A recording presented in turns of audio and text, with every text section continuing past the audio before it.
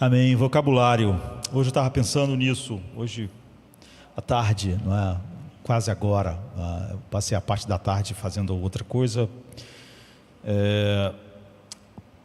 E a gente imagina que os nossos olhos é que nos colocam em contato com o mundo, mas na verdade os nossos olhos não veem tanto se nossos vocabulários forem pequenos. Nós precisamos de um vocabulário grande para poder enxergar melhor, enxergar mais. E você pode passar muito tempo com a palavra de Deus ou muito tempo andando por esse mundo e os seus olhos enxergarem pouco porque você não tem vocabulário para o que você vê.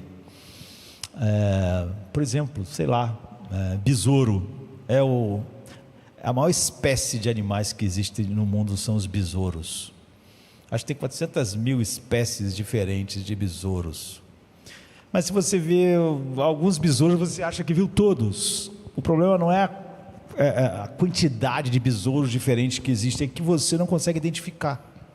Portanto, você acha que besouro é uma coisa simples, quando na verdade é um mundo enorme de besouros, que você levaria muito tempo para conhecer, e você teria que conhecer, ter um vocabulário muito grande para olhar e ver as diferenças. Ou botânica, você pode fazer um passeio na floresta amanhã, e depois de passar 1 hora, 2 andando, alguém perguntar: o que você viu? E você vai dizer: eu vi árvore, folha, tronco.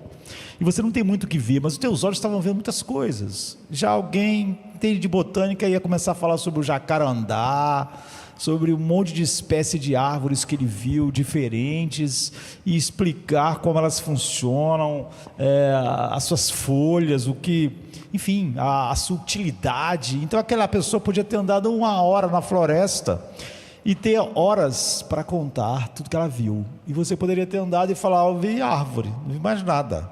E você explicar em alguns minutos o que você viu. Assim é com a Bíblia, não é? Você pode olhar para a palavra de Deus como quem conhece tão pouco do vocabulário, a gente pode chamar de vocabulário da graça. E aí você vê muito menos do que tem, não é? Por exemplo, falar. A gente, se você souber 1000 palavras no idioma, dá para você não passar aperto, sabe, essas coisas, só aquela coisa básica, necessária para você falar, para você não ficar sem as informações básicas. Então você já vai conseguir. Mas para você falar razoavelmente, né, você vai ter que saber umas 3.000 palavras, 4.000 palavras, mas não para falar bem outra língua. Agora, para você dominar, você vai ter que saber 10, 12, 14 mil palavras, para você realmente dominar. Por exemplo, nossas Bíblias são assim, as pessoas perguntam assim: qual a Bíblia que você prefere, essa ou aquela? Depende, né, do que você quer.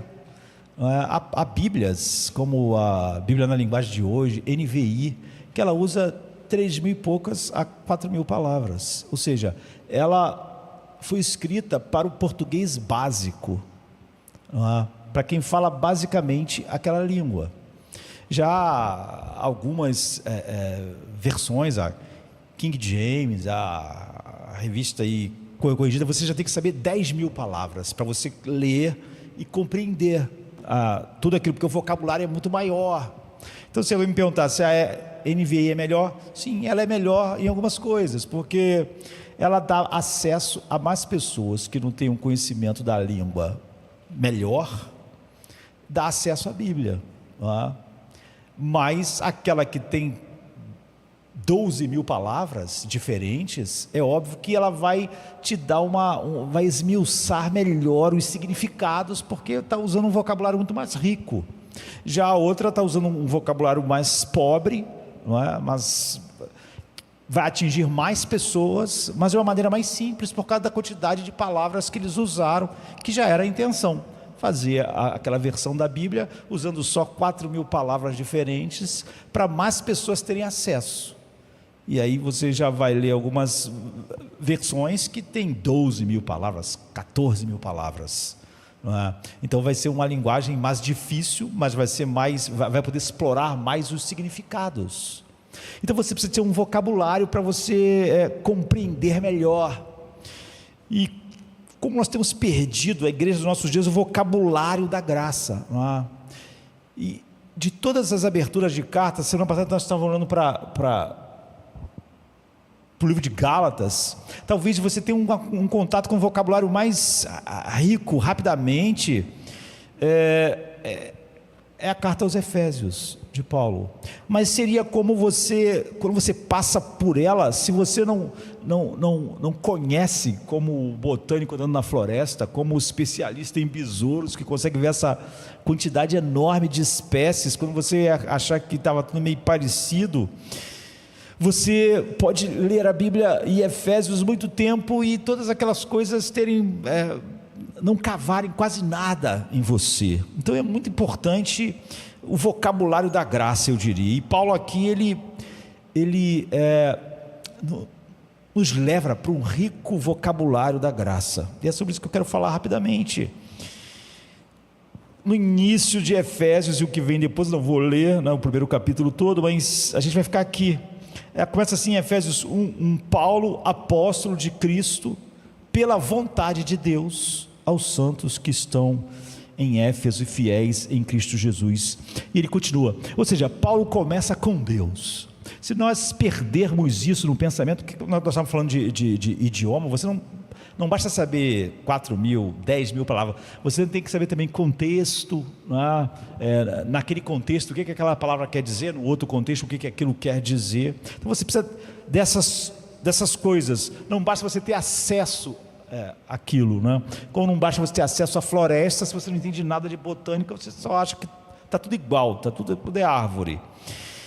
Por exemplo, existe 10 palavras diferentes, entre os esquimós para a neve, porque eles conseguem ver 10 neves diferentes, mas eu olho para a neve, para mim neve tudo é neve, não tem diferença entre uma e a outra. Então para mim eu só tenho a palavra neve.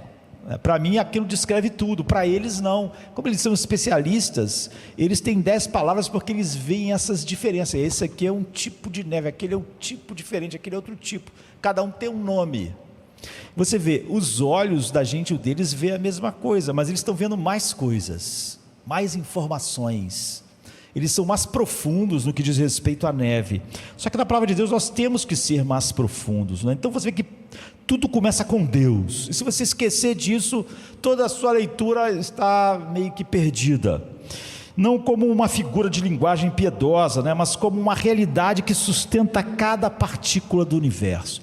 Paulo começa com a vontade de Deus, ou seja, ele está dizendo que se você não parte daí, você não tem como compreender o resto. Você vai ter um vocabulário muito pobre para entender, e antes que houvessem um ontem, antes que uma linha do tempo riscasse pela primeira vez, um traço invisível ali, Deus já era. Paulo diz, comece aqui. Nenhum relógio ainda estava contando segundos, não existia nenhuma criatura testemunhando o início do tempo, porque não havia criaturas, havia apenas Deus. E a gente tem às vezes uma ideia, esse Deus eterno, esse Deus sempre, esse Deus o mesmo, e é difícil para nós pensarmos assim. Nós somos criaturas do tempo.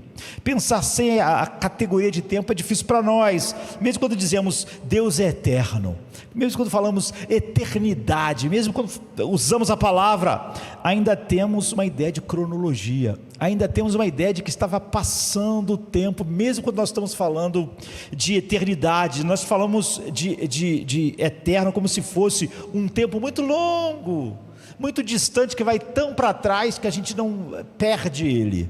Mas você vê, a gente está pensando num tempo muito longo, só que eternidade não é tempo, não é um tempo muito longo. Eternidade não é um tempo muito estendido para frente e para trás. Eternidade é a ausência de tempo. Ou seja, Deus existiu em sua plenitude, em um agora sem fim, sem o tempo, onde nada começa e nada termina, porque tudo simplesmente é como Deus é, o eu sou. Então, eternidade. E é nesse ambiente, ou melhor, nessa realidade sem ambiente, que habita o Deus das Escrituras, que sempre habitou e que habita hoje ainda. Não há um momento em que ele tenha se tornado Deus, não há? Ele não chegou a ser, ele não passou a existir, ele é sem fim. Não é que ele é durante muito tempo, é que ele não está relacionado ao tempo, e isso nos desconcerta. Você vê isso meio que extrapola mesmo as nossas capacidades de pensar, mas ao mesmo tempo isso nos conforta. E isso que Paulo está mostrando. Efésios nos introduz nessa dimensão de maneira surpreendentemente natural, porque Paulo fala a respeito dessas coisas imensas, e ele faz de maneira natural. Não há uma explicação filosófica, nem tentativa de preparar os leitores lá de Éfeso ou nós. Paulo simplesmente afirma com a maior serenidade de que tem os pés firmes no chão a gente pode dizer, no chão da fé, não é? Que nós fomos escolhidos aí, antes do tempo. Para Paulo esse tipo de linguagem não é escandalosa, para Paulo não é enigmática, para Paulo isso é adorável, não é um problema. Para Paulo isso é uma bênção, e é que começamos a entender. O apóstolo não escreve sobre Deus apenas com a mente, mas com o coração tomado de reverência por esse ser que é totalmente outro, que não tem nada a ver com nenhuma criatura, que é tão diferente que nossas faculdades falham. Mas quando isso acontece, nós não tentamos decifrar isso com a mente. Paulo, ele se prostra em reverência a esse Deus. Quando lemos que Deus nos elegeu antes da fundação do mundo, antes do tempo começar, Efésios 1:4, não estamos diante de um detalhe técnico de teologia, como muitas vezes é discutido, mas diante de um convite à adoração. É isso que Paulo está dizendo. Você tem que começar maravilhado com esse Deus. O ponto de partida da redenção não está no desespero humano. Deus não fez um plano eterno porque nós estávamos numa situação miserável. Esse não é o ponto de partida. O ponto de partida do plano de Deus não é o homem de forma nenhuma. Não é a miséria do homem, não é a desgraça do homem, não é o sofrimento do homem, não é nada sobre o homem no sentido de que você reagiu a uma desgraça ou a algo ruim. A história da salvação não começa com a queda, começa com um amor eterno, antes do tempo. Antes que o mundo fosse imundo, antes que a luz desse o seu primeiro, ouvisse o primeiro haja, né, de Deus, havia um plano, e esse plano nos incluía. Isso nos transforma, ao mesmo tempo isso nos humilha. Você vê que aquele plano eterno não tem nenhuma relação conosco mesmo, no sentido de que é uma resposta, nem mesmo à nossa miséria. Esse Deus eterno que habita na eternidade não apenas existe fora do tempo, Ele criou o tempo. Ou seja, Ele existe eternamente, não apenas fora do tempo, mas o tempo é uma criação sua, e o tempo não é um rival da eternidade. O tempo é apenas uma invenção da eternidade. O tempo, como uma árvore, como eu e você, é apenas uma criação das mãos de Deus. Então Deus molda, Deus o limita, e Deus enche o tempo de propósito e o entrega ao homem como um rio que o homem deve navegar. Deus não está nesse rio. Por isso, quando o tempo nos fere, não é porque Deus perdeu alguma coisa de vista, é porque Ele o usa como ferramenta, como pedagogia, como estrada, uma estrada na qual todos nós estamos caminhando todo dia, né? A velocidade de 24 horas por dia, e o tempo é disciplina da eternidade para nós. Eclesiastes 3:11 diz que Deus pôs a eternidade no coração do homem. Essa frase é como uma chave, ela revela que a inquietação que sentimos é a sede por algo que é um eco, não é? Porque nós fomos criados para a eternidade, mas fomos criados no tempo, e viemos e criados com uma necessidade eterna, que não existe no tempo nada que possa lidar com isso. Fomos planejados no eterno, e por isso temos saudade do que nunca vimos. Somos criaturas do tempo. Quando olhamos para o céu, sentimos falta de algo que não sabemos nomear. O coração humano é um santuário inquieto que só repousa quando se dobra diante de Deus, que não muda, que não sofre nenhum efeito do tempo. É aqui que Paulo quer que todos nós comecemos. Se não começarmos assim, vamos achar que tudo é árvore, vamos interpretar tudo de maneira não conformada com a verdade, não vamos estar enxergando de verdade o que está sendo mostrado para nós. Começar com Deus é mais do que uma decisão metodológica, é mais do que um método. Olha, é melhor começar com Deus, é um realinhamento espiritual do coração. Significa admitir que não somos o centro, nem mesmo da nossa própria história. Significa abandonar a ilusão que a salvação começa quando nós tomamos consciência da nossa necessidade de salvação. Começar com Deus é colocar os pés no chão mais firme que existe e perceber que a nossa fé não repousa em decisões humanas, nem nas nossas decisões e nem nada que aconteceu no tempo. E isso muda tudo. Quando Paulo escreve aos Efésios, ele lembra disso não como uma doutrina abstrata, não é o que ele quer fazer, mas como uma âncora concreta para eles, que viviam naquela realidade. Eles estavam no meio de uma cultura pagã, uma sociedade fragmentada, um império hostil e uma vida cheia de desafios como nós. Mas o que Paulo oferece como consolo é a segurança, não é um plano de curto prazo, não é uma estratégia de sobrevivência espiritual em Éfeso, é a eternidade de Deus. Paulo está dizendo, é disso que vocês precisam, da eternidade de Deus. Para cada incerteza do tempo, para cada incerteza do presente, Paulo vai apresentar uma certeza eterna, uma certeza do passado eterno. Está vendo? É obrigado a usar uma palavra que não combina muito. Para cada ameaça futura, Paulo aponta para uma fidelidade imutável antes do tempo. Ele não aponta para coisas no tempo que nunca começou a ser. E nós, o que fazemos com essa eternidade?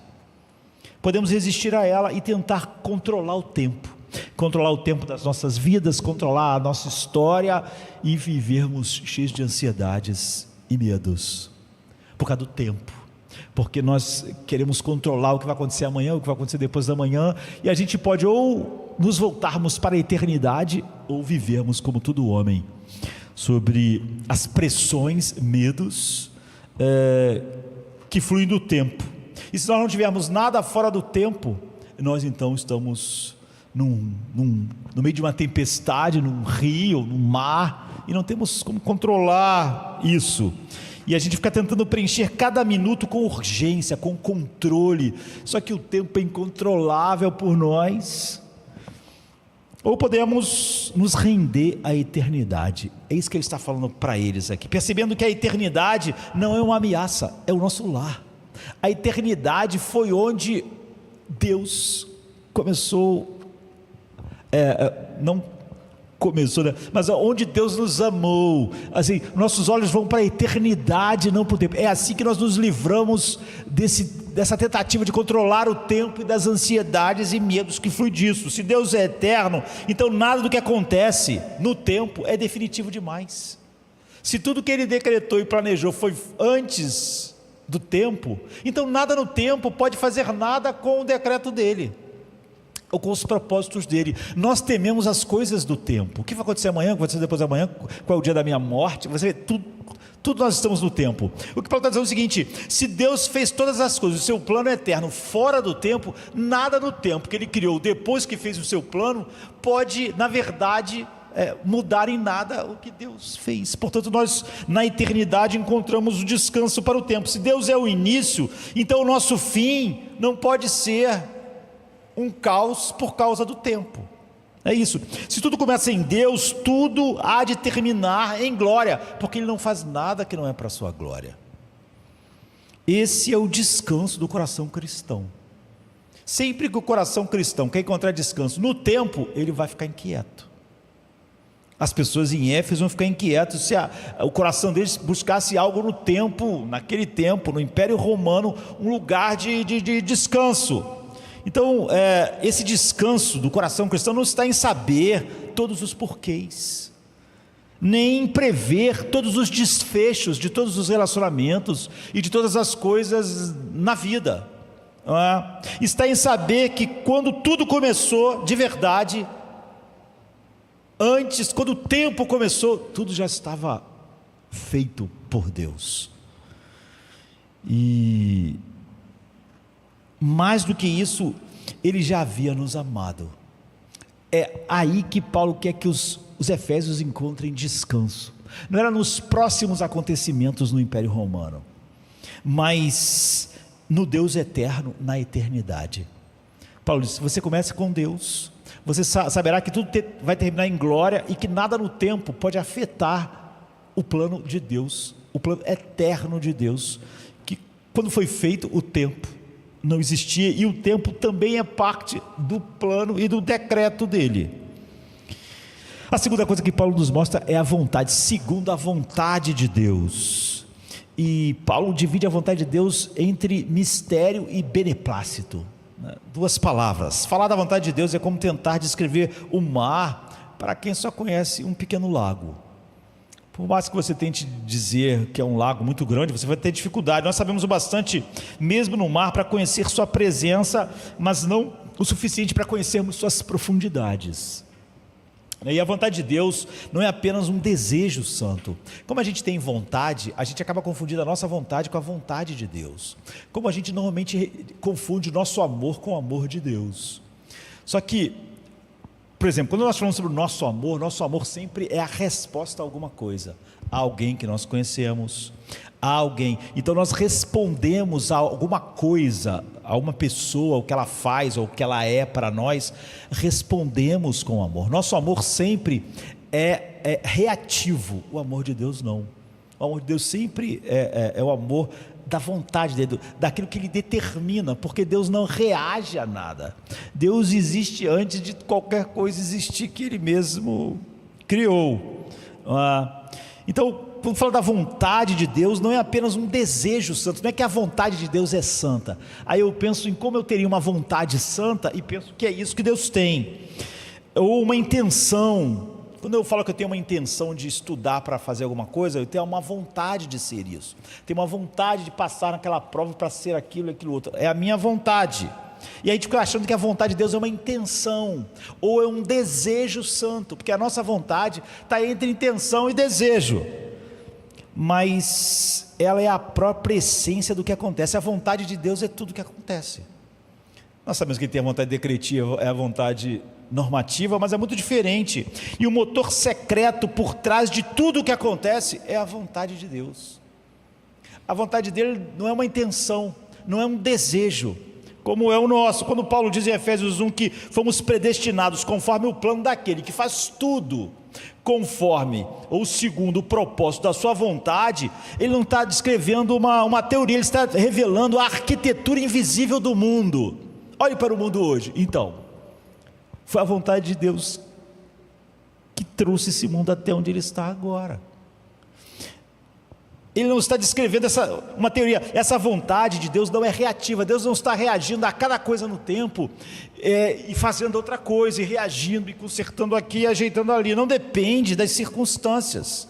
Deus não decide à medida que os eventos se desenrolam, como nós. Deus decidiu tudo na eternidade, antes do tempo existir.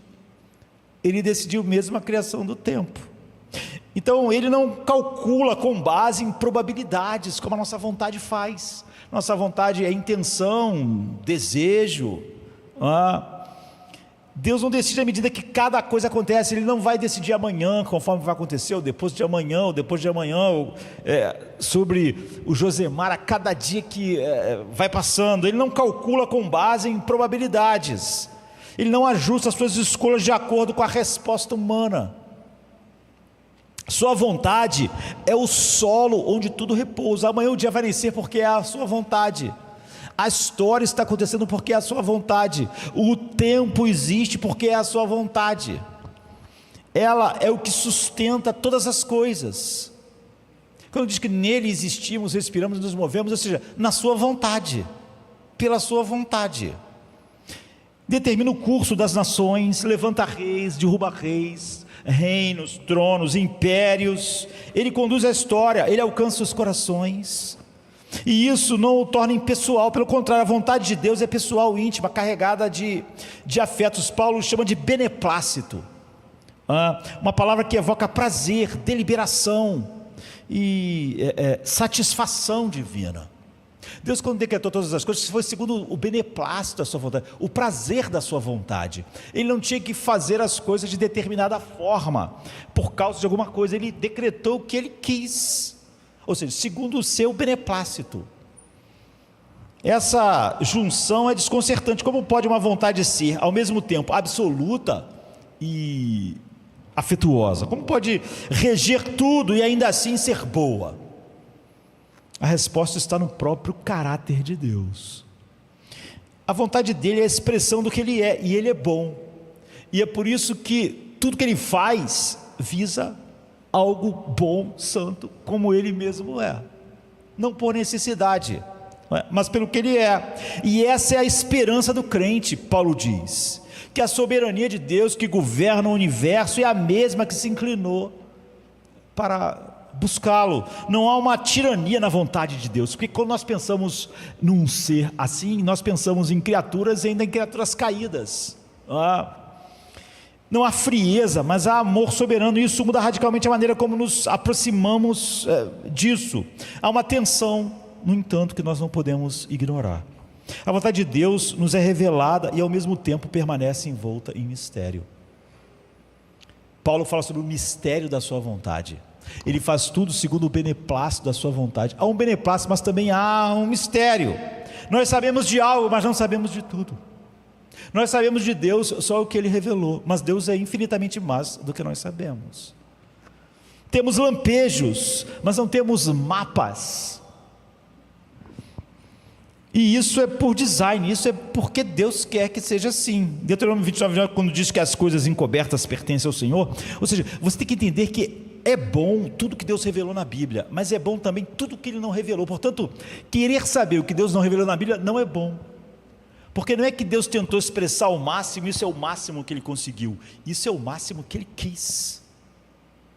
Então, a vontade de Deus está tanto no que Ele revelou, quanto no que Ele não revelou. Portanto, é bom tanto o que Ele revelou, como é bom o que Ele encobriu. Não seria bom revelar aquilo que Ele decidiu não revelar, nem é bom nós desejarmos conhecer aquilo que Deus não revelou em sua palavra. Então, há uma parte da vontade de Deus que é para ser obedecida, a sua vontade normativa. Há a vontade de Deus que nunca é desobedecida, que é a sua vontade soberana.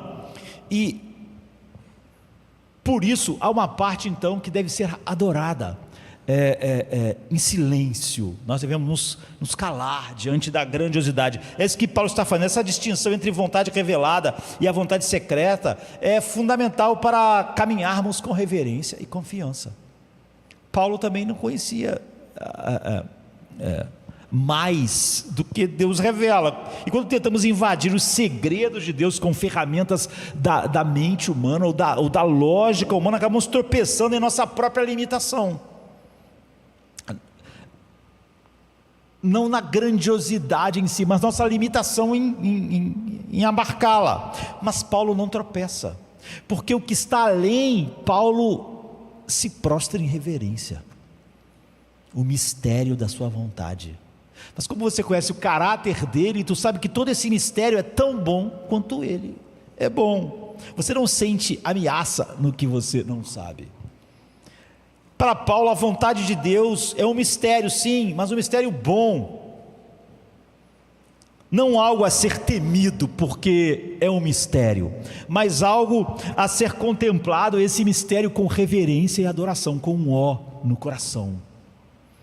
Isso nos coloca no nosso lugar. Por isso ele usa palavras como conselho, propósito, beneplácito.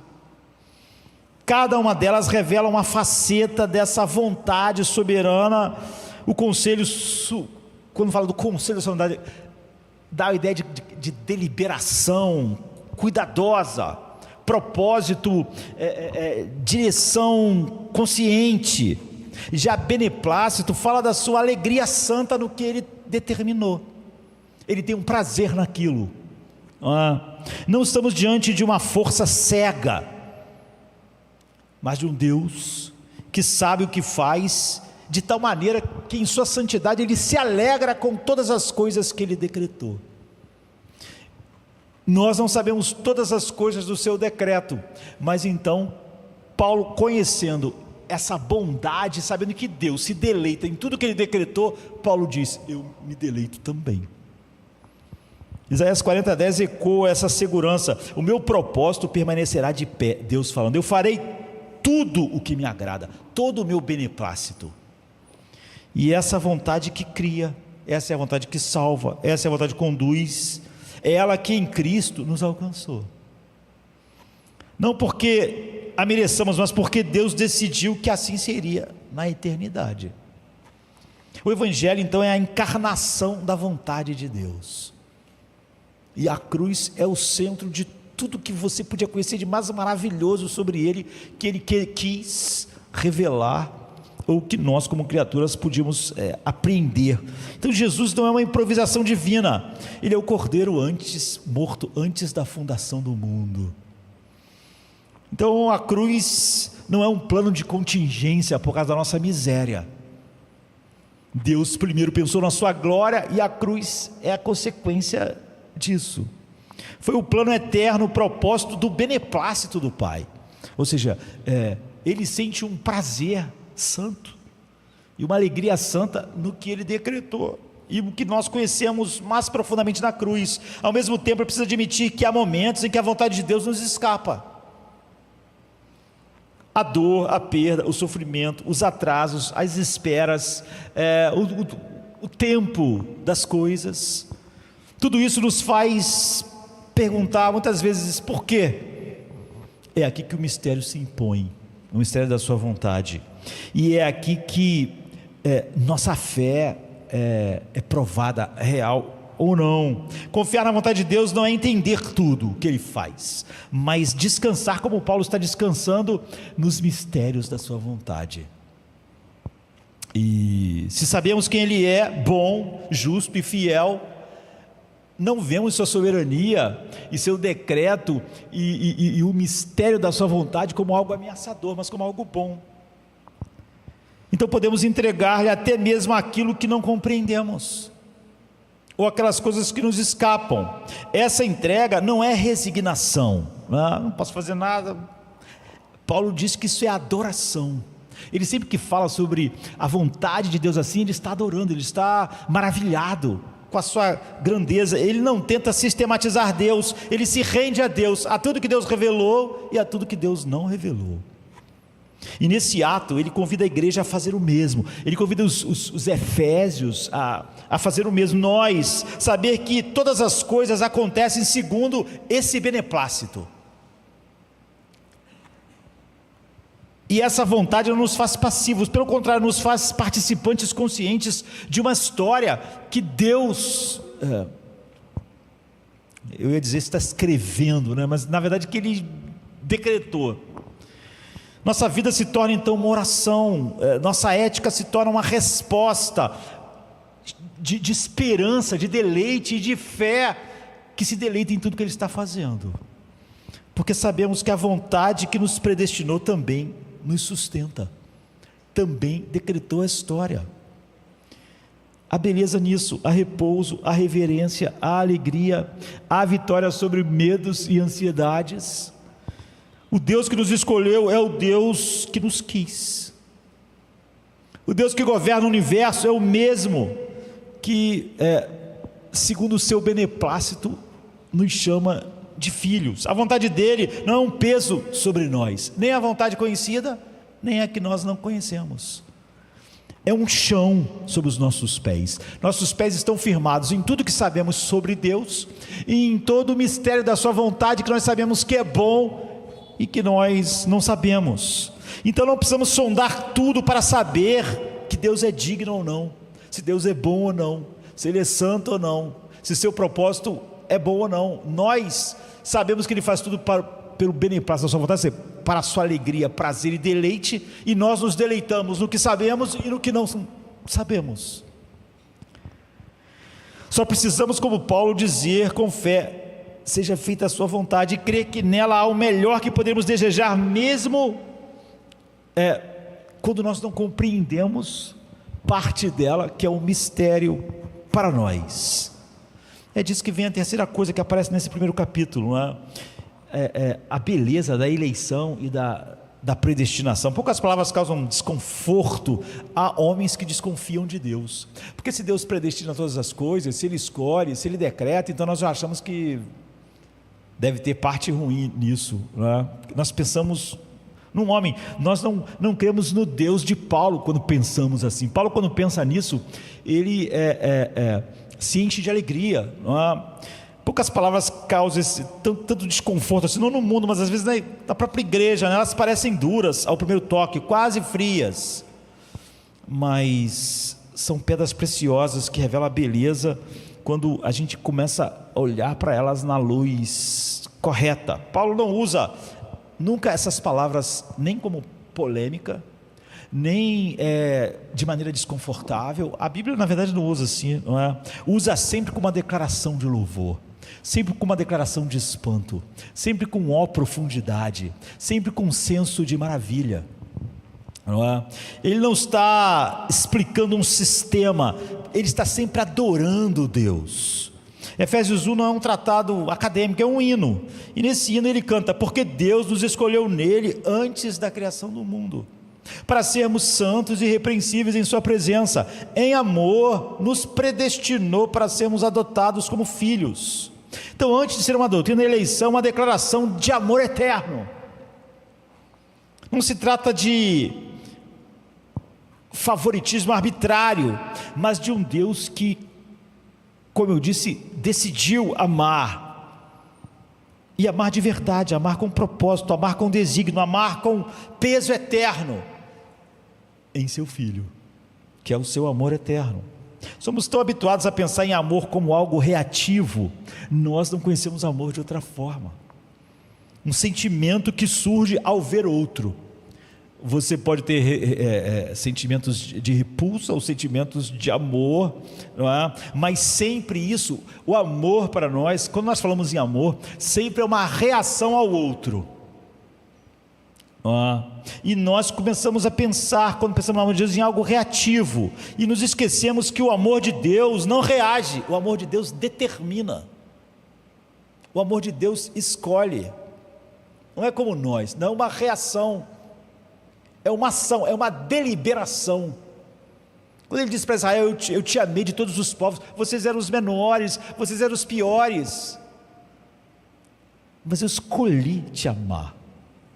Você vê, não é uma reação a eles, porque assim é o amor de Deus. O nosso amor sempre é reativo, e nos esquecemos que o amor de Deus nunca reage, ele determina, ele ama antes que nós sejamos, ele ama quando ainda somos nada, ele ama em Cristo e por Cristo e através de Cristo. Em amor nos predestinou. Isso muda tudo. Ser escolhido por Deus não significa ter sido preferido por alguma coisa, em detrimento de outros, como num concurso de méritos. Esse aqui venceu porque é mais bonito do que aquele, aquele ali venceu porque é mais alto do que o outro, aquele tem um caráter melhor, aquele é assim. Significa antes ter sido querido quando não havia nada em nós que pudesse provocar desejo, ou seja, é uma decisão soberana. Paulo diz: nos escolheu nele antes da criação do mundo. Esse é o paradoxo glorioso da eleição. Ela nos ignora e ao mesmo tempo nos transforma. Ela nos ignora no sentido de que ela não é uma resposta a nós, não é uma reação, é uma escolha deliberada de Deus. Ela não olha para nós, para o que somos, e pelo que somos faz algo. Ela define o que seremos. Ele nos predestinou para sermos algo. Não tem nada a ver com uma reação. É o amor dele que nos predestina para sermos conforme a imagem do seu Filho. Ou seja, o amor dele é que vai fazer nós sermos algo, e não o amor é a resposta a algo que nós somos. Ele então, em seu amor, determina que nós somos santos, seremos santos e irrepreensíveis na sua presença. Ele nos predestina para isso, em amor nos escolhe para isso. Ou seja, nós não éramos santos e irrepreensíveis e por isso Ele nos amou. Ele nos amou para fazer isso. O amor dele faz algo. A eleição não nos encontra de forma nenhuma em nenhuma situação que pudesse provocá-la. Não somos escolhidos porque somos alguma coisa. Ele nos escolheu para sermos alguma coisa. É o amor dele que vai nos fazer ser algo, e não o que nós éramos que fez o amor dele existir. A predestinação, por sua vez, é a extensão lógica e amorosa dessa escolha. Deus não apenas decidiu nos amar, Ele decidiu até onde esse amor nos levaria. E onde nós formos, é o amor dele que nos levou. Nós não levamos o amor dele a nada, não trouxemos o amor dele a nós e nem levamos o amor dele a nada. O amor dele que escolhe eleição e que predestina, seremos conforme a imagem do seu Filho. Então aqui está o coração dessa doutrina, adoção. É para lá que nos leva, não é apenas uma questão de destino, mas de relacionamento. A predestinação não trata apenas de onde vamos parar, mas quem nós vamos nos tornar, a imagem do seu Filho. Não é o lugar, está falando do que esse amor nos fará ser filhos, a imagem do seu Filho. E isso é óbvio, não por nada que havia em nós, mas de acordo, Paulo diz, com o seu bom propósito. É bom porque é o beneplácito da sua vontade. Não há nada mais íntimo do que ser chamado de filho por Deus, e nada mais seguro do que saber que isso foi decidido antes que o mundo existisse. Deus não era obrigado, é óbvio, tudo que Ele cria, Ele determina isso, Ele não determina que os anjos seriam isso. E é por isso que Romanos 8:29 se torna essa espécie de cadeia de ouro da salvação, pois aquele que antes de antemão conheceu, também os predestinou para serem conforme a imagem do seu Filho, e aos que predestinou também chamou, os que chamou também justificou, os que justificou também glorificou. Não há falha no processo, porque eu vou dizer que é o amor dele que está criando isso. O amor dele não é reativo, o amor dele escolhe, e o amor dele é que transforma aquilo no que ele quer, e não o oposto. Então, do início ao fim, a salvação é obra de Deus, e Ele nunca abandona o que começou. Esse é o chão firme que Paulo está dando para eles. A predestinação não engessa a vida, ela na verdade liberta e cria a vida que Deus determinou. Você não está nas mãos daquele que o amou antes, a gente está nas mãos daquele que nos amou muito antes de nós podermos amar, de nós existirmos. Claro que a nossa mente vacila, porque Paulo fala sobre o mistério da sua vontade. É um oceano profundo demais, mas isso traz adoração quando você conhece o caráter de quem está, de quem manifestou o que foi o bom propósito dele manifestar. Não porque Deus, porque haja alguma coisa em Deus, quando você pensa no mistério, que não seja boa ou seja ruim, porque é isso que as pessoas têm o problema quando pensam nisso, mas porque nós somos limitados, e Deus se revelou dentro desses limites. Paulo, ao escrever Romanos 9, não foge dessas perguntas, ele as enfrenta, mas ele diz que aquela pessoa seja reverente, quando ele diz: quem és tu, homem, para questionar a Deus? A gente viu hoje pela manhã o que aconteceu quando o jovem fez um monte de questionamento a Deus, quando Deus realmente falou com ele. A doutrina da eleição não é para ser discutida com altivez, mas Paulo está dizendo, contemplada com humildade, a sua grandeza, a sua infinitude, esse Deus sublime, eterno.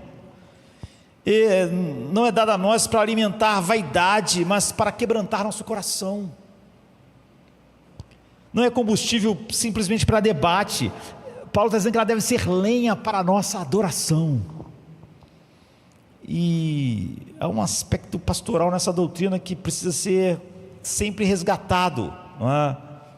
Porque para muitos cristãos a vida com Deus é uma corda bamba, constante dúvida se estão firmes, se são aceitos, se Deus ainda ama. Porque muitas pessoas que acreditam no Deus da graça ainda acham que o amor de Deus é uma reação. Não é que o amor de Deus vai fazer ela ser alguma coisa, mas é que o amor de Deus fica variando conforme ela é alguma coisa. Porque acha que o amor de Deus é o amor de homem que reage ao objeto do seu amor, quando na verdade o amor dele escolheu, não é uma reação. E é o amor dele que leva aquela pessoa a ser santo e irrepreensível diante dele em amor, e não o contrário. À medida que aquela pessoa não é santa e irrepreensível, ele ama menos ou ama mais conforme as coisas estão acontecendo. A eleição desfaz esse terror. Ela nos diz que o amor de Deus por nós não começou no momento em que nós começamos a fazer qualquer coisa certa, ou no tempo, que nossa fé não é um salto no escuro, mas uma resposta a um chamado, se é que a gente pode usar essa palavra, antigo, de antes da fundação do mundo, da criação do tempo. Que nossa história, por mais tortuosa que pareça, ela está ancorada não no tempo onde a história está acontecendo, mas na eternidade.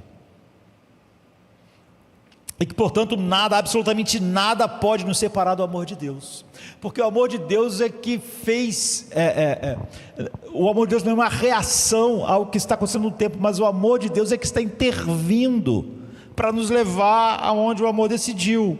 É por isso que nada pode nos separar do amor de Deus que está em Cristo. Ele nos amou em Cristo antes da fundação do mundo. Há uma beleza nessa verdade, saber que foi escolhido quando ainda não era, amado quando ainda era aqui no tempo inimigo, adotado quando nada em nós devia ser isso, mas o amor dele que nos predestinou para sermos conforme a imagem do seu Filho. E tudo isso transforma não apenas minha visão de Deus, mas a visão de mim mesmo.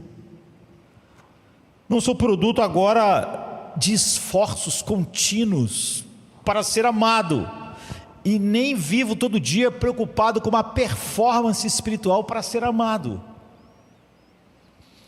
Eu sou fruto de uma decisão graciosa de um Deus que quis me amar.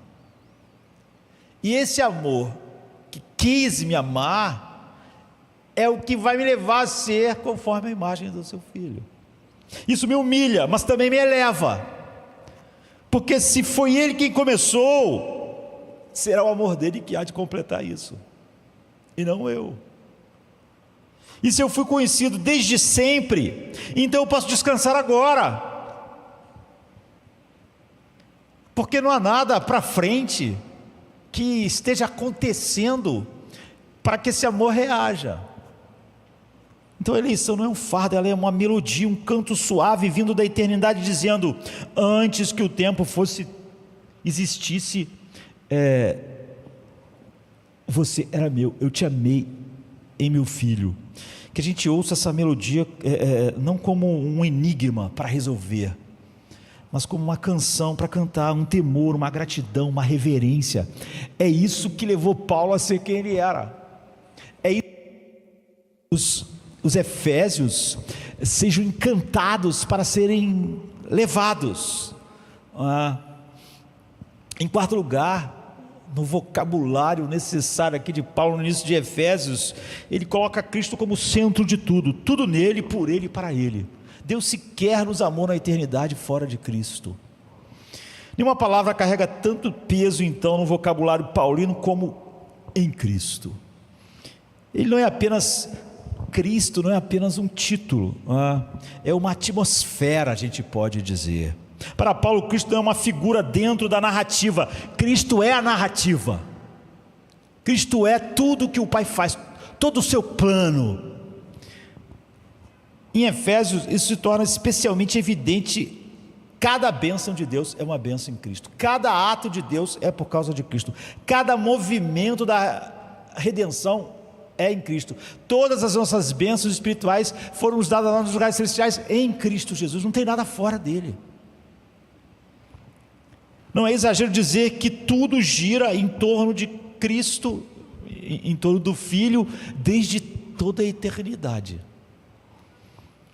E não apenas na carta aos Efésios, mas na Escritura, porque na verdade é em todo o universo, não é só na Bíblia. Efésios 1:10 nos oferece uma chave para compreender isso. O plano de Deus é reunir em Cristo todas as coisas celestiais e terrenas na dispensação da plenitude dos tempos. Só quando tudo revelar Cristo perfeitamente, todas as belezas dele, é que então o propósito será alcançado. Aqui não temos uma simples afirmação teológica, temos uma revelação cósmica. O propósito eterno de Deus é Cristo. Ele só tem esse propósito. Cristo não é um instrumento, Cristo é o destino, é o propósito. Ele não é um instrumento de Deus para nos salvar, o instrumento de Deus para fazer aquilo, o instrumento de Deus para fazer aquilo outro, o instrumento de Deus para criar o mundo. Cristo é o propósito, é o destino. Jesus não é o meio, Ele é o fim.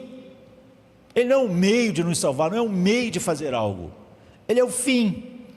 Cristo é o eixo da criação, o vórtice da redenção, o herdeiro de todas as coisas, e até que tudo revele Ele perfeitamente todas as suas belezas, a plenitude dos tempos não chegou. Paulo já havia antecipado essa visão em Colossenses 1:16-17, pois nele foram criadas todas as coisas, em Cristo, nos céus e na terra, tudo foi criado por meio dele e para ele. Ele é antes de todas as coisas, e nele tudo subsiste. Deus só tem um plano: Cristo. A semelhança entre as duas cartas não é, óbvio, coincidência, não é? Nas duas, Paulo está afirmando a supremacia absoluta de Cristo. Tudo que Deus faz, fez e fará é por causa dele. Deus não tem outra motivação, Ele não tem qualquer outro propósito fora disso. E por que isso importa? Porque sem essa centralidade, o cristianismo se torna moralismo sentimental, se torna homens realmente tentando de alguma maneira cooperar com a sua salvação, uma ética de bem-estar, uma espiritualidade genérica, onde você acha que realmente Jesus é o remédio para o seu casamento, para a sua vida, para a sua felicidade. Você acaba fazendo o oposto do Pai, que faz de Jesus o fim, e você faz dele o meio. Sem isso, sem esse vocabulário, não adianta ler Efésios 1000 vezes. Cristo não é um acessório, nem um símbolo, nem um meio. Ele é a imagem do Deus invisível. Ele é o verbo que se fez carne, Ele é o Cordeiro de Deus, Ele é o cabeça da igreja, Ele é o resplendor da glória do Pai. Ele é agora e sempre o Senhor da história, o propósito da história e o fim para o qual Deus criou todas as coisas. Então a centralidade de Cristo, no entanto, não é apenas teológica, ela é pessoal. Ele não é apenas o centro da criação, Ele é o centro da nossa salvação, da nossa vida, da nossa existência, do nosso casamento, do nosso comer, do nosso beber, do nosso existir. Não é algo meramente espiritual ou teológico. Ele não é apenas o centro da criação, Ele é o centro de tudo. Então Efésios repete essa realidade com uma insistência litúrgica. Nós somos escolhidos nele, Efésios 1:4. Nós somos redimidos nele, Efésios 1:7. Nós somos selados nele, Efésios 1:13. Nós somos ressuscitados em Cristo, Efésios 2:6. Nós fomos criados novamente nele, Efésios 2:10. Sempre assim.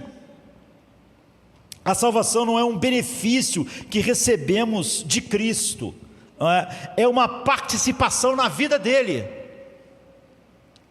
é nos deleitarmos nele como o Pai se deleita. Isso é a salvação. Estar em Cristo não é uma metáfora, é uma realidade ontológica.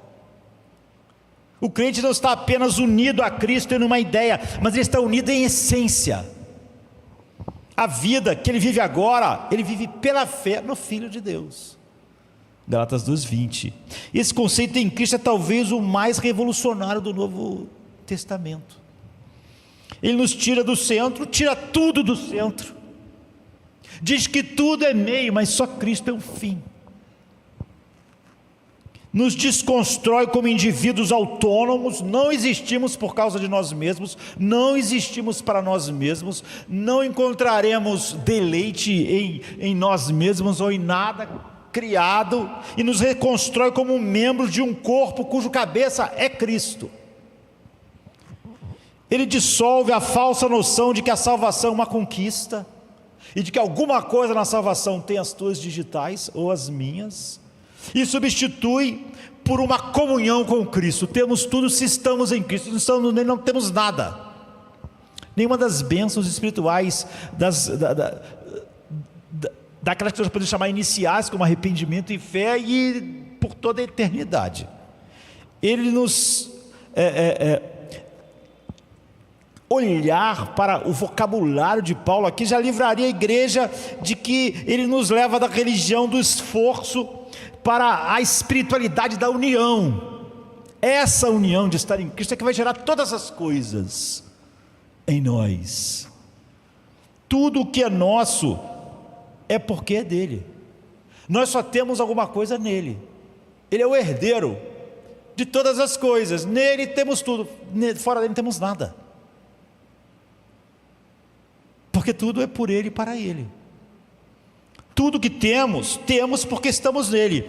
Nos amou em Cristo, nos predestinou em Cristo, e é por isso que Cristo não pode ser marginalizado. Ele não pode ser colocado em nada na vida, na salvação, e em nada para a margem. Não há salvação fora dele, não há acesso ao Pai, não há Espírito Santo em nós sem ele, não há igreja, não há nada. Tudo é dele, tudo é por meio dele e tudo é para ele. Romanos 11:36, o final da doxologia de Paulo. Então o cristianismo, hoje em dia a gente pode dizer que existe um cristianismo sem Cristo, porque quando o cristão está nesse lugar, não existe, porque seria um corpo sem cabeça, um templo sem glória, um livro sem história. E o Cristo das Escrituras não é domesticado, ele não pode ser encaixado nas nossas histórias ou em qualquer outra história. Ele não pode ser sentimentalizado, nem relativizado em relação a qualquer coisa. Ele é o Filho de Deus vivo, exaltado à direita do Pai, coroado com honra, poder, esperando o dia em que tudo vai manifestar o que ele é. Essa visão não é apenas teológica, você vê que ela é vital. Um cristianismo que perde de vista a centralidade de Cristo, assim, perde também tudo: seu poder, sua força, sua salvação, sua redenção. É falso. E mais do que isso, perde completamente qualquer ligação com a verdade. Paulo sabia disso, por isso ao escrever Efésios, ele não se cansa de repetir o nome que está acima de todo nome: em Cristo, por causa de Cristo, amado em Cristo, sempre. Ele não oferece soluções rápidas. Paulo não oferece respostas fáceis, como muitas pessoas às vezes querem que os pastores deem a elas. Ele não está oferecendo respostas fáceis para aquelas pessoas. Ele oferece Cristo. Se alguém falar Cristo não basta, então não tem mais nada para te dizer. É o que ele está dizendo. E é nele que todas as coisas fazem sentido. Se alguém está buscando o sentido de alguma coisa na vida, na eternidade, na sua vida, dentro de si, na sua alma, sem Cristo, então nele todas as coisas fazem sentido. O sofrimento faz sentido. É por isso que Paulo diz: eu posso sofrer, porque em Cristo o sofrimento faz sentido. A graça, a eleição, o perdão, a igreja, a vida, a morte, tudo encontra seu lugar quando nós giramos em torno dele. E todas essas coisas não têm sentido quando não giramos em torno dele. Por fim, a centralidade de Cristo é também o destino final da história. Efésios aponta para esse momento quando todas as coisas nos céus e na terra forem reunidas em Cristo. Essa a gente pode dizer que é a escatologia da esperança. Não apenas que Jesus voltará, mas que quando ele vier, tudo vai se harmonizar. Por que a eternidade será a perfeição da justiça, da glória, da bem-aventurança? Porque tudo vai estar harmonizado com o que Cristo é, com a sua justiça, com a sua graça, com o seu amor. Toda dissonância, tudo que não revela a Ele exatamente como é, será resolvido. Quando a gente cantou um hino hoje, tudo resolvido será, é isso. Toda dissonância com Cristo no universo será resolvida. E esse plano eterno mostrou muito mais belezas que jamais poderiam ser vistas em Cristo, a não ser em Deus, a não ser entre a própria divindade. Toda dissonância será resolvida, toda injustiça será julgada, todo fragmento será curado em Cristo. Tudo vai estar harmonizado com o que Ele é. E Cristo então, Paulo diz em 1 Coríntios 15, 28, será tudo em todos. Esse é o plano. Então veremos que o universo, com toda a sua vastidão, nunca foi mais do que um palco para a glória de um único nome: Cristo, Jesus. Não havia nenhum outro propósito no universo, não havia 12 propósitos, 3 propósitos, 4 propósitos. Com a sua vastidão do universo e de todos os universos, de todo mundo espiritual, só tinha esse propósito: a glória de um único nome, Cristo. A quinta coisa do vocabulário de Paulo aqui, importante, é a redenção pelo seu sangue. A palavra redenção já carrega por si só um peso denso de significado. Como eu disse no início, se você anda na floresta e não conhece botânica, você só vê árvore. Então, se todas essas coisas não forem claras, a gente pode ir passeando por essas profundidades, a gente não vai ver nada. No final a gente só viu árvore. Para nós, todas as árvores, apesar da diversidade enorme naquela floresta, para a gente era tudo meio parecido. Então, essa palavra evoca libertação, pagamento, resgate, retorno. Mas quando Paulo escreve em Efésios 1,7 que em Cristo temos a redenção por meio do seu sangue, o perdão dos pecados, ele injeta nessa palavra um conteúdo que transcende qualquer figura histórica ou cultural. Ele ancora no sangue do próprio Filho de Deus todas as coisas. Não se trata de uma metáfora, não é uma imagem didática, é a realidade espiritual encarnada e escandalosamente concreta. Na teologia paulina, o sangue de Cristo não é um ornamento, é o eixo, a linha divisória entre o velho e o novo, entre culpa e perdão, entre estar na bem-aventurança, na maldição, entre o juízo e a paz. Sem o sangue não há redenção, sem a cruz não há reconciliação, sem a morte dele ninguém vai viver. Então essa é uma das verdades mais ofensivas ao espírito da nossa era, tão avesso à ideia de culpa real, de justiça punitiva, que mesmo quando o pecado estava sobre o Filho de Deus, tinha que ser derramada. Nós odiamos a culpa. Nós agora estamos pagando a um monte de profissionais para dizer que nós não somos culpados, porque odiamos a ideia de redenção, porque ela é uma coisa concreta e real. Isso quer dizer que a nossa culpa é concreta e real diante de Deus. Nós preferimos um Deus que entendesse os nossos erros, mas esse Deus não existe. Ele não entende. Nós gostaríamos de um Deus que nos entenda. Como as pessoas dizem isso, eu queria achar alguém que me entendesse. Você vê, porque essa pessoa, ela tem uma grande dificuldade com a sua culpa, ela quer ser entendida, porque ela acha que se for entendida, tudo que está errado na vida dela vai ter uma justificação, mas as pessoas não a entendem. Então o homem não ficaria escandalizado com um Deus que entende. O homem adoraria ser entendido por Deus. Agora eu entendi você, agora eu estou entendendo. Agora meu conceito a respeito de você mudou, porque antes eu não estava te entendendo, agora eu estou te entendendo. Preferimos um Deus que nos entenda do que um Deus que nos perdoe, porque um Deus que nos perdoa diz: você é culpado, você merece a minha ira, não há nada em você que me dá prazer. Então um Deus que nos perdoa nos ofende, Um Deus que nos entende, não nos ofende. Um Deus que fosse compreensivo e nos entendesse, então entendesse que a gente não é tão culpado quanto parece, porque isso é só porque você... Então, na maioria das vezes as pessoas se acham muito incompreendidas, porque o ser humano sempre pensa que se ele for compreendido, todo mundo vai entender, então todas as suas falhas vão ser entendidas.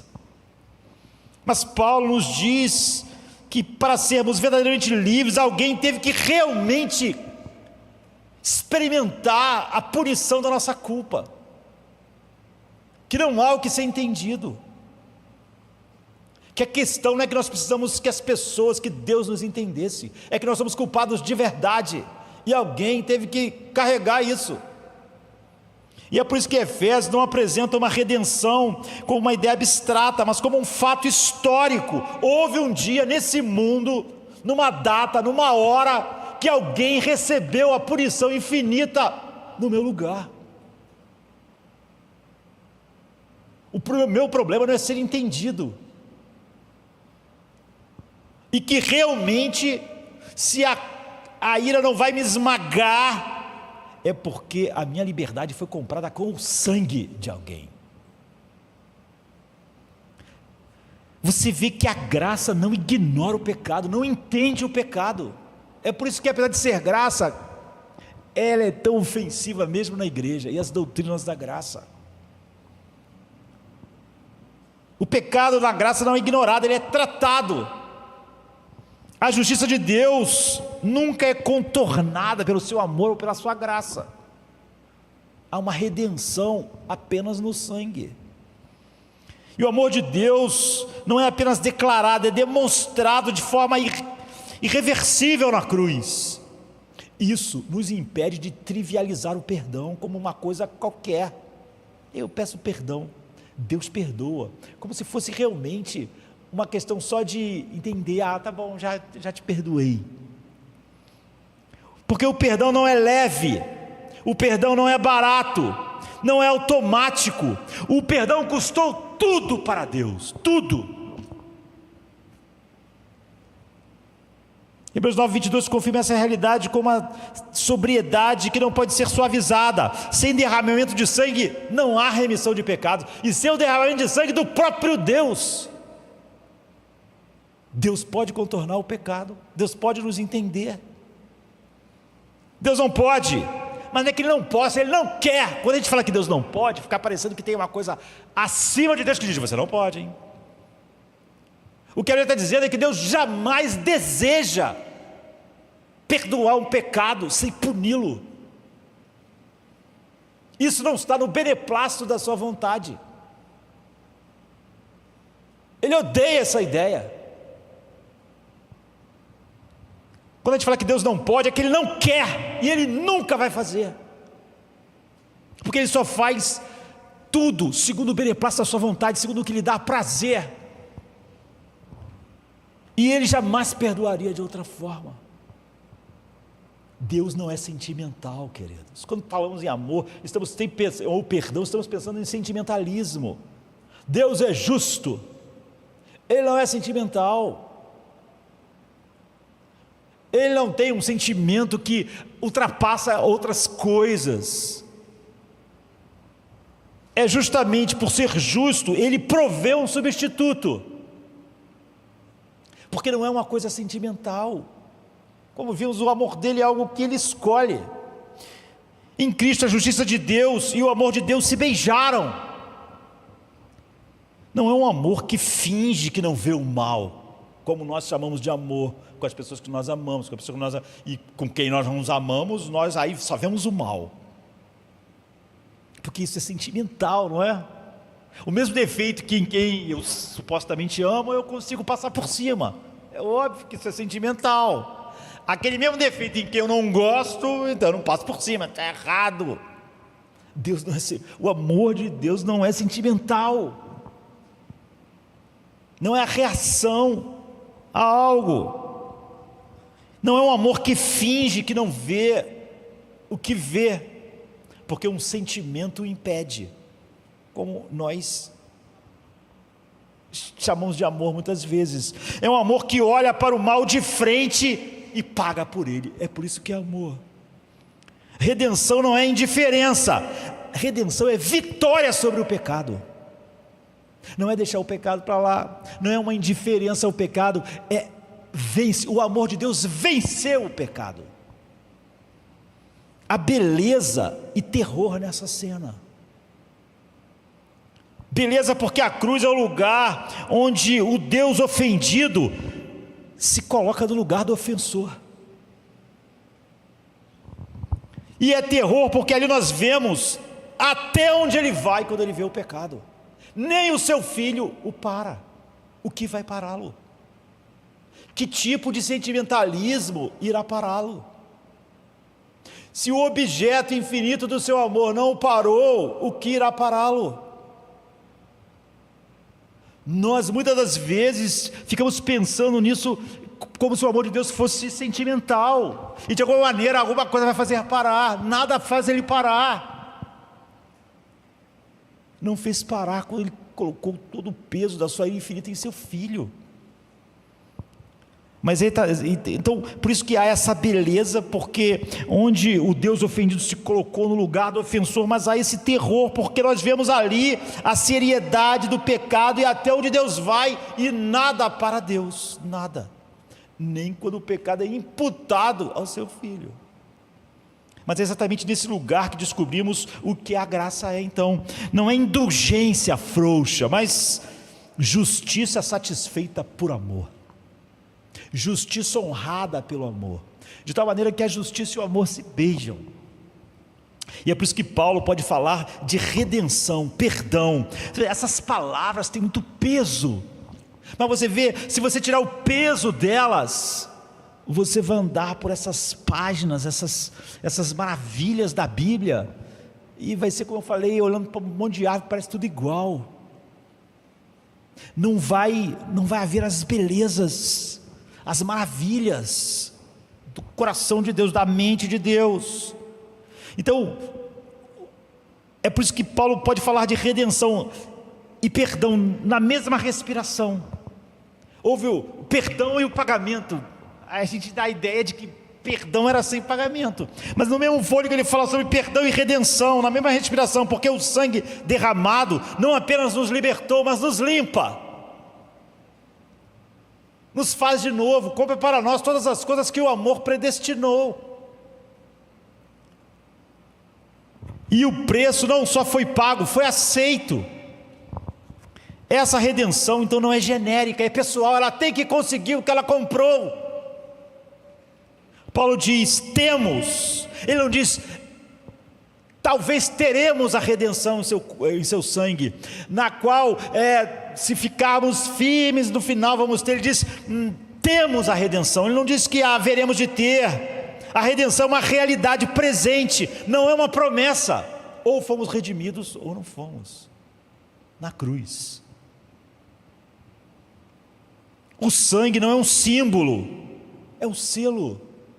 Ao dizer em quem temos a redenção, e nem em quem teremos, dependendo do que vai acontecer até o fim, em quem temos a redenção, o apóstolo nos lembra que essa liberdade é que está operando em nós todas as coisas.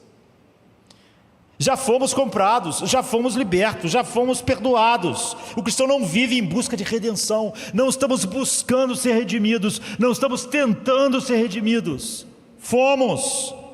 E nós vivemos a partir da redenção. E isso muda tudo, muda como vemos a nós mesmos. Já não somos devedores tentando compensar uma dívida impagável. Nossa obediência, nossa vida de oração, nossa meditação não está tentando pagar nada. Isso não nos redime.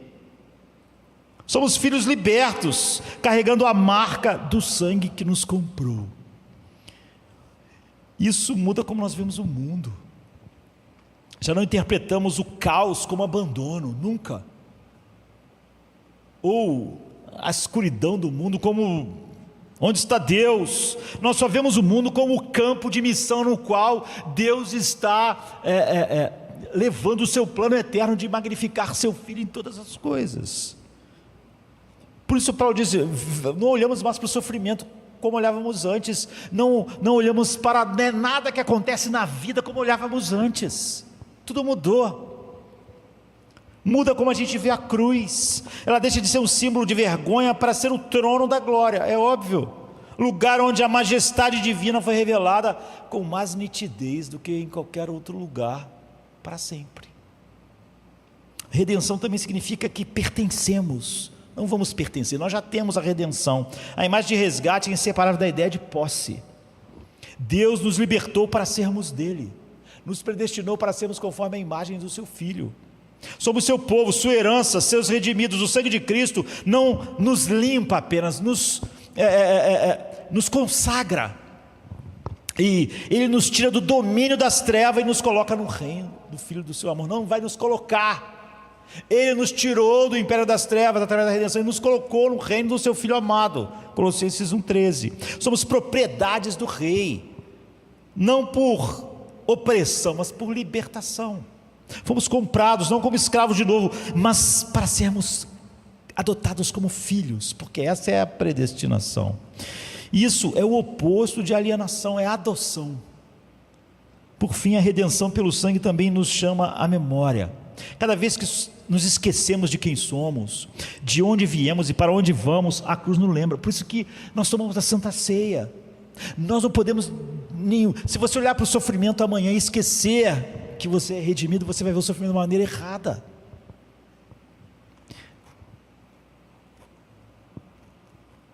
Ela é a nossa âncora contra o orgulho e contra qualquer desespero no mundo. Contra o orgulho porque nos diz que, contra o desespero porque nos diz que nós já fomos salvos. Pessoas salvas não podem estar desesperadas, porque nada pode desfazer a salvação. Portanto, desespero e salvação são coisas que não são compatíveis, é o que Paulo está dizendo para eles.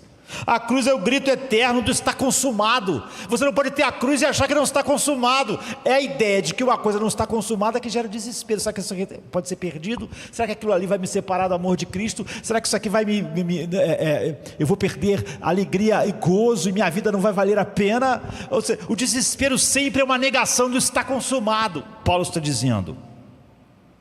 E essa é a justiça que abraça a cruz com todo o seu peso, não esmaga, ela nos liberta. O sangue com toda a sua seriedade não nos condena, nos purifica. Em Cristo a justiça de Deus se fez abraço para nós para sempre. E esse abraço marcado por cravos e coroado por espinhos, que nos garante que a redenção é nossa agora e para sempre. Você vê, Paulo não está dando respostas fáceis para aquelas pessoas vivendo no Império Romano. Está dando respostas que fazem eles olhar para a eternidade. Tudo cai no seu lugar. Em sexto lugar, já está quase acabando o tempo, né? Eu separei 15 coisas aqui. Mas em sexto lugar, a graça em superabundância é a lógica invertida de Deus. Se é uma palavra que aparece explodir nas páginas da carta dos Efésios, é a palavra graça. A ideia de que a igreja tem dificuldade com essa doutrina fora da graça. A gente está em 2025, a gente acabou, por que a gente usa essa data, né? Porque diz que é o ano de 2025 da graça do nosso Senhor. Então no ano de 1500 da graça do nosso Senhor, então a gente está no ano de 2025 da graça. Você tira a graça, você não tem nada. Paulo repete isso como quem não se cansa de saborear a palavra.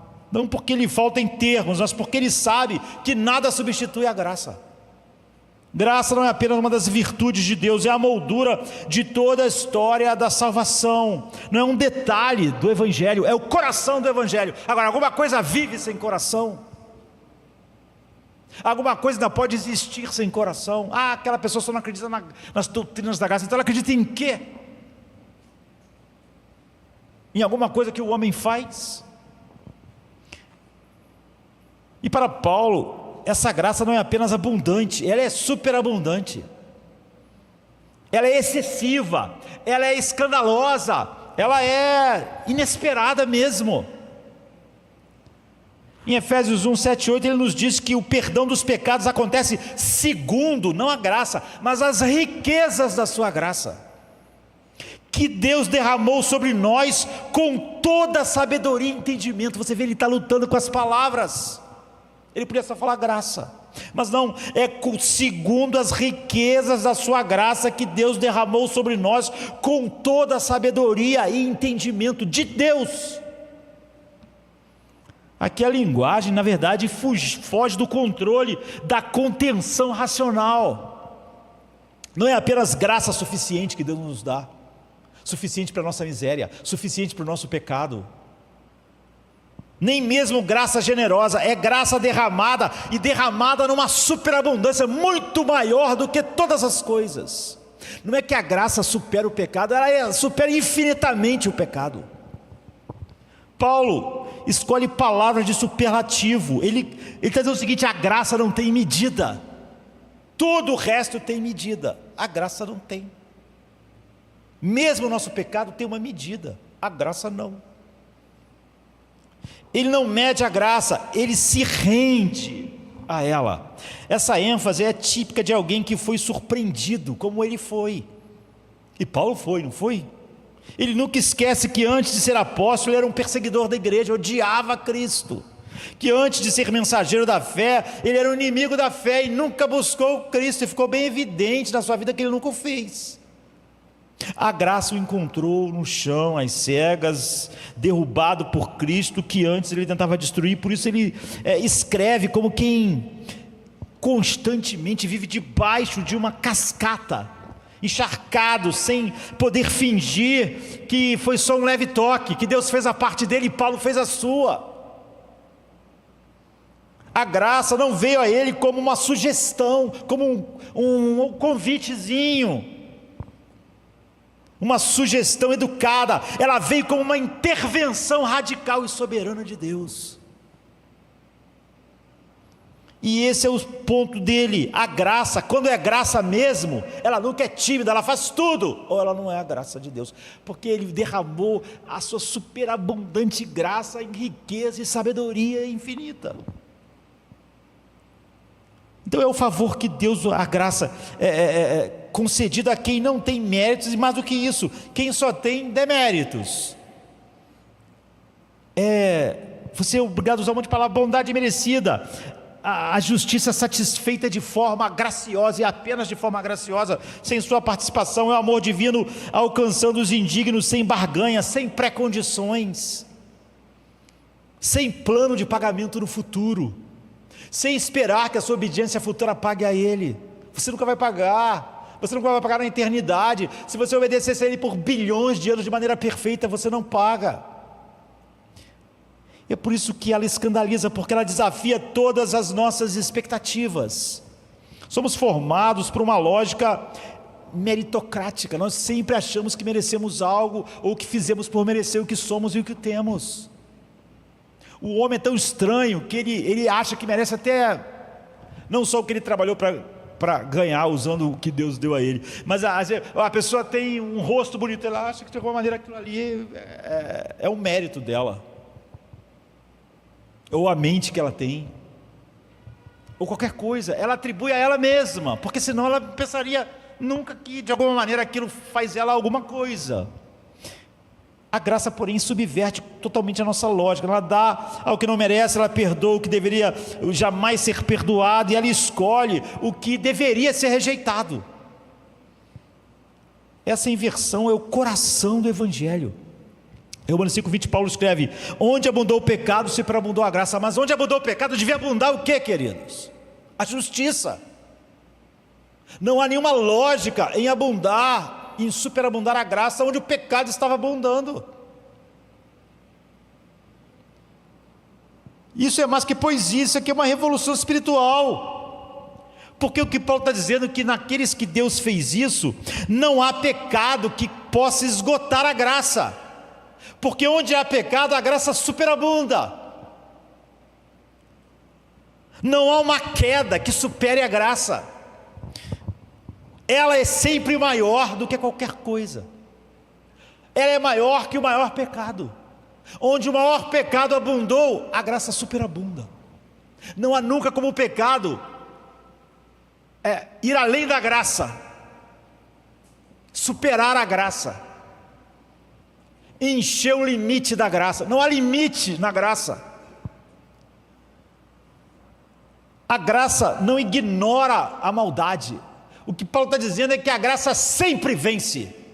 Não existe pecado que não possa ser vencido. Você pode olhar para um Saulo de Tarso, não há nenhum pecado nele que a graça não possa vencer, que seja um obstáculo para ela, que esteja além dela, porque a graça nunca ignora o pecado, como nós vimos, ela vence o pecado. E você pode pensar no maior pecado, a graça supervence o pecado. E aqui está o escândalo, porque a graça não negocia com o pecado, ela transforma, ela vence, ela destrói. Muita gente consegue tolerar um Deus justo, até mesmo um Deus severo, contanto que não seja com ele, né? Mas um Deus que salva gratuitamente, que ama culpados, que perdoa o impenitente como Paulo, e transforma ele por causa do seu poder, naquilo que ele quer e naquilo que ele predestinou, parece demais. Isso fere nosso senso de justiça humana, que é moldado por comparações. Como nossa ideia de justiça nos comparando com outros, nós sempre conseguimos ver vantagens em nós, porque nós nunca nos comparamos com Deus, ou sequer conseguimos vê-lo como Ele é de fato, né? Por isso a graça encontra tanta resistência mesmo na igreja, porque ela humilha demais, ela nos impede de nos vangloriar nem um pouquinho no fim da história, durante a história, no início da história. Ela não deixa nada para nós, nada. Ela nos nivela com os piores e diz: eu te salvei, e você era como os piores. Nunca tente encontrar em você uma razão. Eu te amei porque te amei. Não foi uma reação nem à tua miséria, nem à tua desgraça. Mas a graça não é caótica, porque você pode pensar então, meu Deus, é caótico. Ela é sábia. Efésios 1:8 diz que ela foi derramada com sabedoria e entendimento. Deus, a misericórdia de Deus não foi jogada ao acaso, sem propósito, sem sabedoria e sem entendimento. É isso que Paulo está dizendo. Ele dirige ela com precisão da sua sabedoria infinita. A graça não é um alvará para viver como se nada importasse, não é? É uma convocação para viver como quem sabe por que Ele nos predestinou. Quem é o centro do propósito dele quando fez isso? Cristo. E qual é o propósito dele? Nos predestinou para sermos conforme a imagem do seu Filho.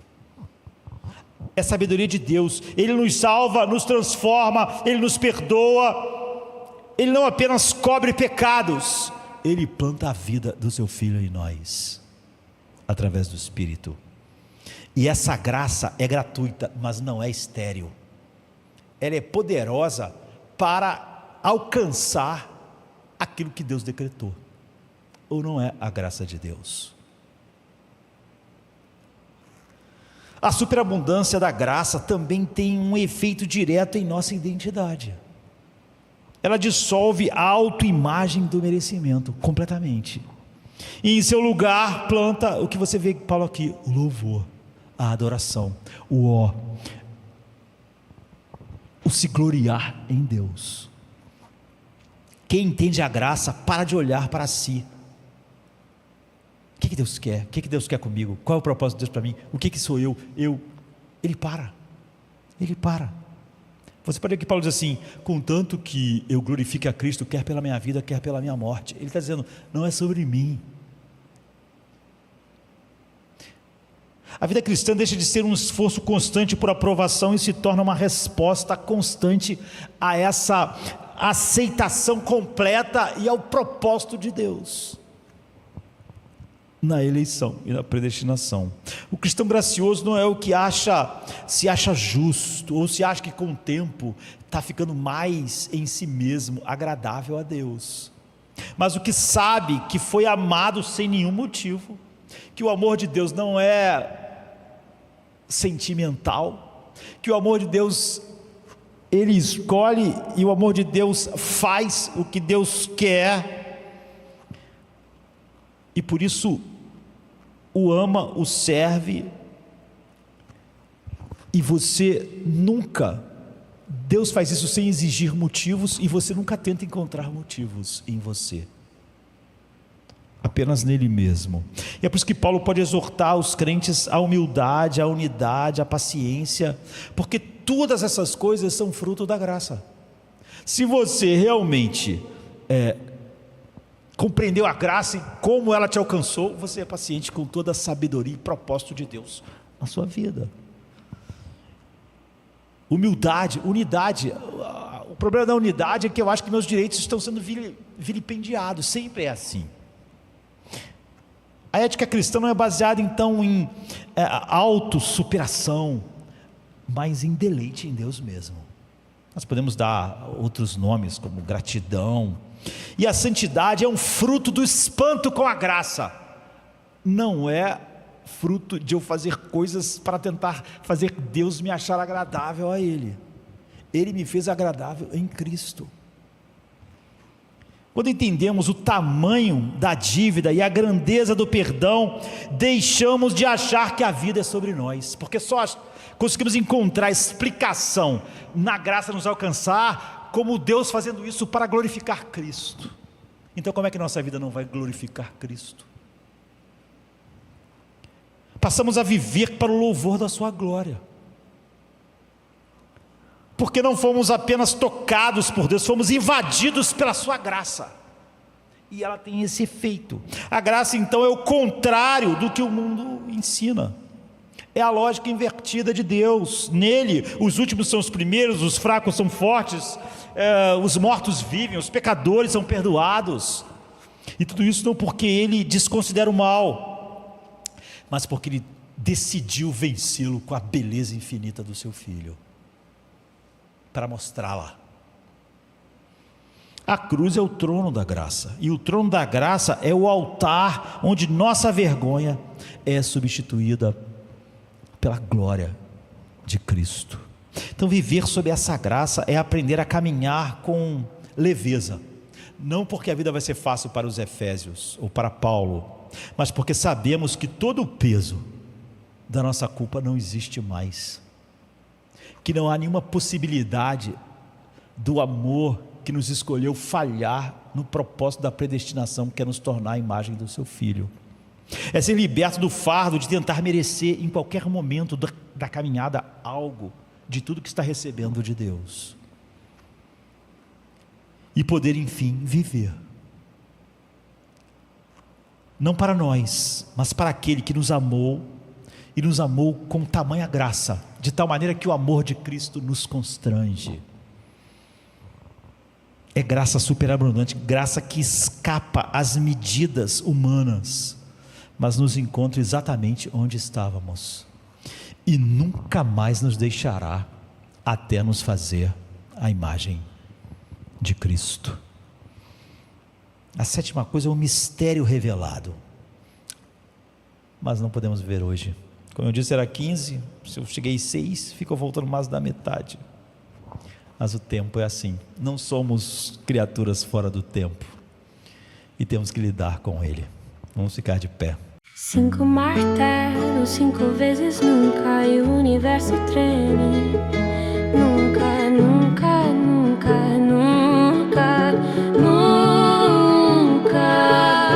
O homem muda, o tempo gasta, os sentimentos oscilam, mas Deus não. O mesmo que falou no Sinai, falou na cruz, e ainda fala. Ele não volta volta atrás, não se cansa, não muda de humor.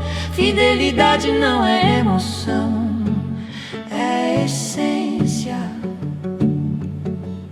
O amor que começou permanece. Nunca te deixarei, nem te abandonarei, nem na luz, nem na sombra, nem no rio, nem na dor. Nunca te deixarei, nenhum abismo é fundo demais, nenhuma noite é longa demais, nenhum deserto é seco demais. O nunca de Deus atravessa o impossível. O silêncio dele é cheio de presença. Ele é pai e um pai não abandona o filho, mesmo quando foge, mesmo quando nega. Pode corrigir, mas não solta. Pode calar, mas não sai. A ternura dele é mais teimosa que o pecado, mais antiga que a culpa, mais firme que a dúvida. A paz que desistem, mas o Senhor não. Nunca te deixarei, nem te esquecerei. Mesmo quando duvidas eu fico, mesmo quando cais eu desço, mesmo quando foges eu vou atrás. Cristo é marido da alma, não há divórcio no Calvário. O amor tem cravos, não cláusulas, tem feridas, não condições, tem eternidade, não prazo. O corpo não vive sem a cabeça, e se ele te deixasse, deixaria a si mesmo. É impossível, o sangue que o sustenta corre em ti.